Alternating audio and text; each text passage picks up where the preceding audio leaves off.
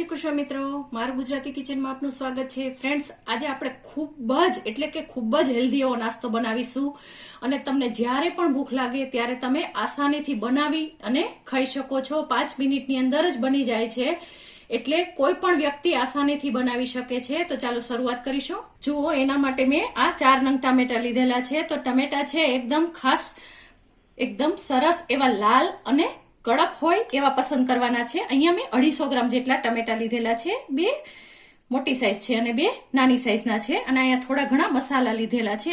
અહીંયા મેં 1/3 કપ જેટલા પૌવા લીધેલા છે અને આ પૌવાને મેં થોડા એવા રોસ્ટ કરી અને રાખેલા છે. અને તમે કાચા પણ લઈ શકો છો, કોઈ પ્રોબ્લેમ નથી આવતો. આ તો મારા ઘરમાં હું થોડા રોસ્ટ કરીને જ સ્ટોર કરું છું, એટલા માટે રોસ્ટ કરેલા છે. તો અહીંયા આપણે આ પૌવા છે એને સારી રીતે આમ ધોઈ લેવાના છે અને પલાળી દેવાના છે. તો આને 2 થી 3 પાણીથી ધોઈ અને આપણે પલાળી અને પોચા થવા માટે મૂકી રાખવાના છે. તો હું આ પ્રોસેસ કરી લઉં. જુઓ, ધોઈ અને મેં આવી જ રીતે મૂકી દીધેલા છે. હવે આ ટમેટા છે એને આપણે આ નીચેનો પોર્શન છે એને આવી રીતે નીકાળી દેવાનું છે અને ગમે તો અહીંથી કાપો મૂકી દેવાનો છે, નહીતર અહીંથી કાપો મૂકવાનો છે. તો હું અહીંયા આવી રીતે કાપો મૂકી દઈશ અને ખાસ આમાંથી આપણે જે રસ છે એ નીકાળવાનો નથી, એ વાતનું ખાસ ધ્યાન રાખીશું. આવી જ રીતે આપણે બધા જ ટમેટાને તૈયાર કરી લઈએ.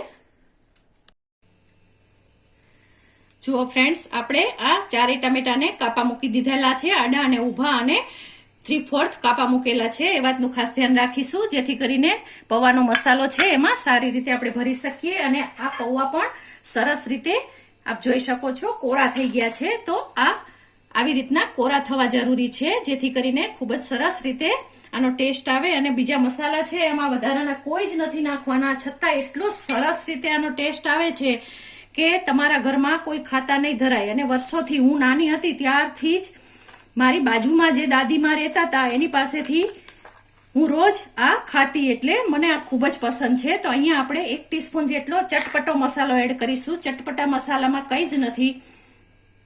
નિમક છે, સંચળ છે, આમચૂર પાવડર છે, લાલ મરચું પાવડર છે અને બસ આ 4 વસ્તુ મિક્સ કરી અને આપણે વાટી લેવાનું છે. મેં આપણી ચેનલ ઉપર ચટપટો મસાલો બતાવેલો છે, તો ત્યાં જઈને પણ આપ જોઈ શકો છો. તો આ ચટપટો મસાલો નાખવાનો છે. તમારી પાસે ન હોય તો તમે બધું જ એવી રીતે તમારા ટેસ્ટ મુજબ એડ કરી શકો છો.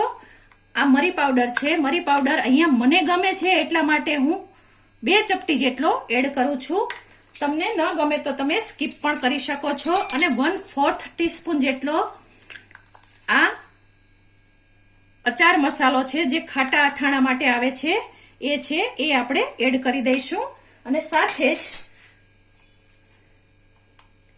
નિમક સ્વાદ મુજબ એડ કરીશું. બીજા કોઈ જ મસાલા નથી એડ કરવાના. ચટપટા મસાલામાં ખાંડ પણ નાખેલી છે, એટલે હું ખાંડને એડ નથી કરતી. તમે ન નાખેલું હોય આમચૂર પાવડર અને ખાંડ તો તમે ખાંડ એડ કરી શકો છો. અને 1/4 ટીસ્પૂન જેટલું લીંબુનો રસ પણ એડ કરી શકો છો. અને અત્યારે દેશી ટમેટા આવે છે એ સરસ ખાટા જ આવે છે, એટલે કશું નાખવાની જરૂર નથી રહેતી. તો બસ આને હવે આપણે મિક્સ કરી લઈશું. જુઓ, ધાણાભાજી પણ આપણે ગમે એટલી એડ કરી અને સારી રીતે આને મિક્સ કરી લેવાનું છે. અને તમને અહીંયા ગમે તો થોડી એવી સેવ પણ એડ કરી શકો છો, અથવા તો તમને ચવાણું ગમે તો તમે ચવાણું એડ કરી શકો છો. મને એવું કશું નથી ગમતું એટલે હું નથી એડ કરતી, પરંતુ આમાં શેકેલી સિંગ નાખવાથી પણ ખૂબ સરસ ટેસ્ટ આવે છે.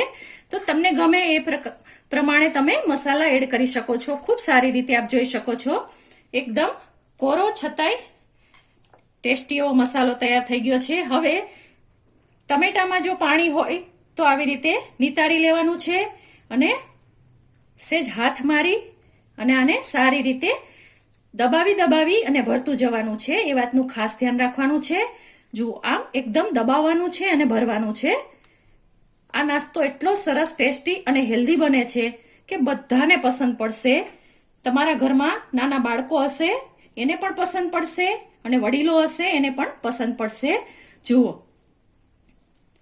આવી રીતે સરસ રીતે દાબી અને મસાલાને ભરી લેવાનો છે. તો હું આવી રીતે ભરી લઉં.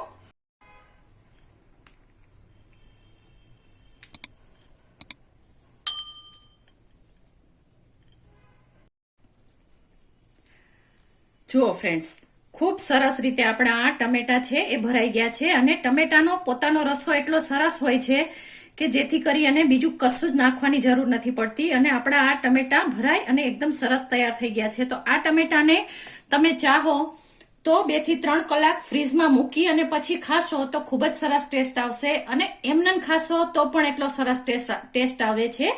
તો ચાલો આપણે સર્વ કરીશું. તો તૈયાર છે આપણા સરસ 5 મિનિટની અંદર બનતા ચટપટા ટામેટા. ફ્રેન્ડ્સ, તમને મારી આ રેસીપી પસંદ પડી હોય તો મારી ચેનલને લાઈક કરો, શેર કરો અને સબસ્ક્રાઇબ ચોક્કસથી કરો. આભાર મિત્રો. જય શ્રી કૃષ્ણ.